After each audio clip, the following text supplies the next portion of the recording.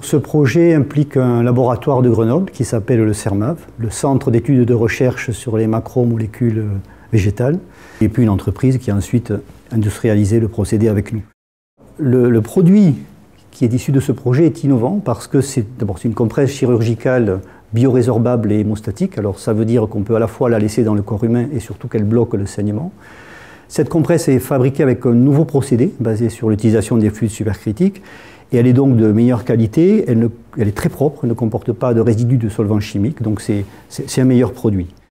Dans mon cas, comme dans beaucoup de cas, de manière un peu sournoise, le destin familial, moi mes parents étaient enseignants dans le secondaire et pour eux être enseignants dans le supérieur, c'était un statut. Donc je crois qu'au départ c'était pour satisfaire cela. Enseignant-chercheur, c'est la dualité de ces deux métiers. Et donc après, finalement, je suis devenu chercheur. D'ailleurs, actuellement, je me considère plus comme chercheur-enseignant qu'enseignant-chercheur. Voilà, je vous ai apporté ce qu'on appelle un diagramme thermodynamique des phases du CO2.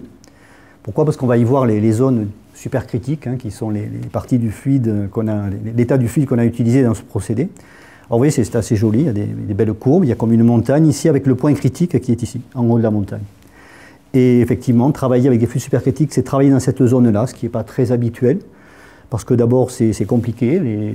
Scientifiquement, on connaît beaucoup moins ces états-là, technologiquement aussi.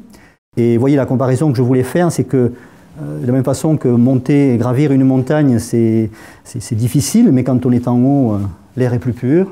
Eh bien, quand on est en haut, dans cette zone, les procédés sont plus propres et plus performants. La mienne, c'est quand la créativité rejoint la réalité. C'est-à-dire qu'il faut à la fois des gens créatifs, mais qui peut-être ne se posent pas la question de ce que va devenir cette créativité, puis il en faut d'autres qui font le lien. Et quand le lien est fait, ça fait l'innovation, ça fait un produit qui va exister, qui va être sur le marché. Ce n'est pas forcément la même personne qui fait les deux. D'ailleurs, dans le cas de cette innovation, c'est ce qui s'est passé. Mon collègue dont je vous ai parlé, c'est un grand créatif qui se disperse un peu parfois.